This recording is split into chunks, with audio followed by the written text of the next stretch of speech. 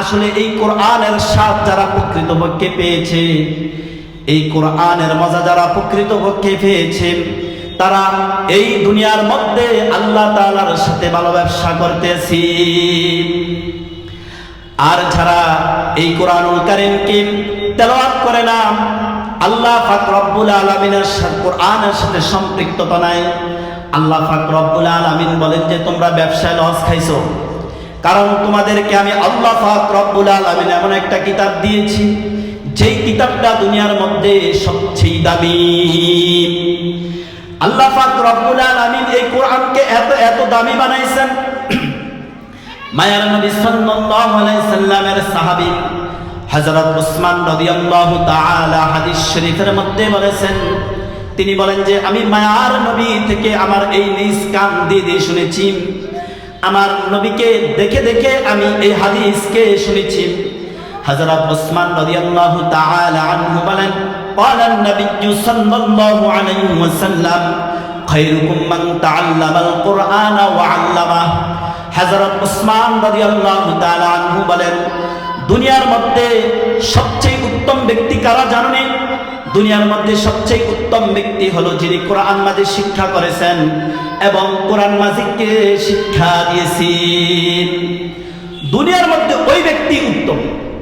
আজকে তো আমরা মনে করি যে দুনিয়ার মধ্যে বাংলাদেশের মধ্যে যিনি প্রধানমন্ত্রী হয়েছে সে উত্তম। আসলে না, জাহিরান ভাবে যদিও দেখি যে সে বাংলাদেশ চালাইতেছে, যদি প্রকৃতপক্ষে কোরআন শিখছে এবং কোরআন আমল করতেছে এবং শিক্ষা দিচ্ছে, সেই হবে আল্লাহ পাক রব্বুল আলামিনের কাছে সবচেয়ে দামি মানুষ। আর যদি শিক্ষা না করে প্রধানমন্ত্রী হয়েছে, এমপি মন্ত্রী হয়েছে, কোনো লাভ নাই। কোরআনকে নিজে শিখতে হবে এবং অন্যকে শিক্ষা দিতে হবে। এর দ্বারা যে বোঝা যায় যে বলে দুনিয়ার মধ্যে আমি স্কুলে পড়বো না, কলেজে ভার্সিটি না, পড়বে না কেন? দুনিয়ারও প্রয়োজন রয়েছে, সবকিছুর প্রয়োজন রয়েছে, কোরআনকে ছেড়ে দিও না। আমরা মুসলিম, আমরা মুসলমান, আল্লাহ পাক রব্বুল আলামিনের কাছে আমাদেরকে যেতে হবে।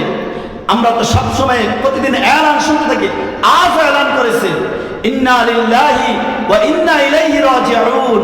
আমরা মনে করি যে মরলেই মনে হয় যেন এই দোয়া পড়তে হবে, মরলেই মনে না। এটা সব সময় আমার কলমের ভিতরে, আমার জবানের সব জায়গায় আমাকে এটা খেয়াল রাখতে হবে আমার, কারণ আমি আমার মালিকের কাছে যেতে হবে। আল্লাহ পাক রব্বুল আলামিন বলেন যে এই দুনিয়ার মধ্যে সবচেয়ে দামি ব্যক্তি হলো যিনি কোরআন মাজিদ শিক্ষা করেন এবং শিক্ষা দেন।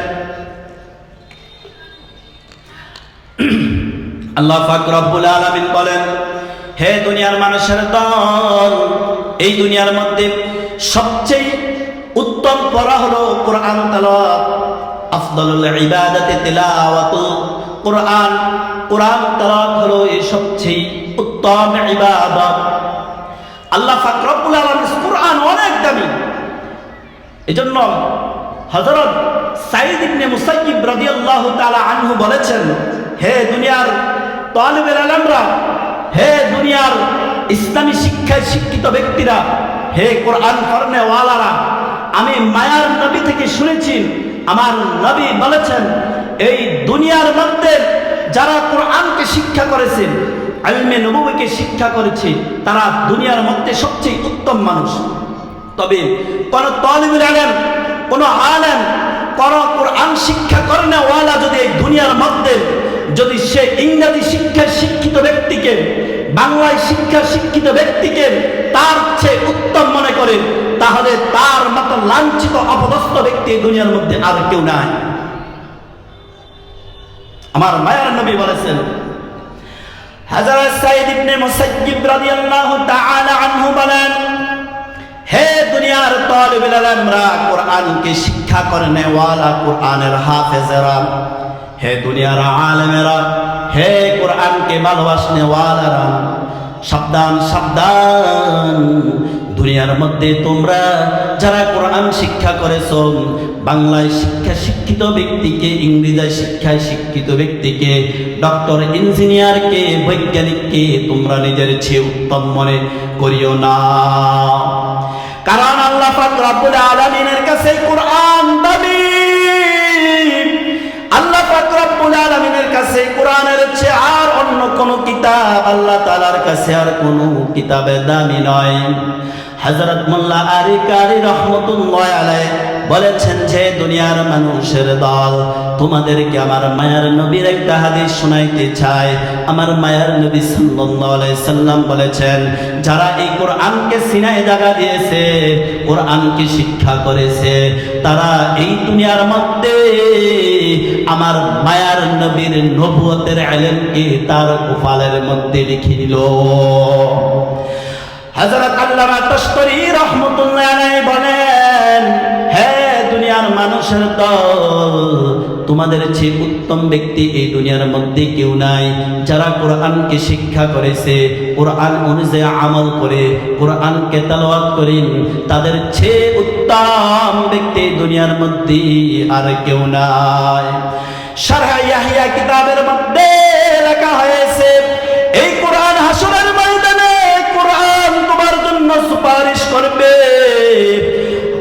দুনিয়ার মধ্যে দুইটা বস্তুই হাসরের ময়দানে সুপারিশ করতে পারবে, একটা হলো রোজা সিয়াম আর আরেকটা হলো কোরআন।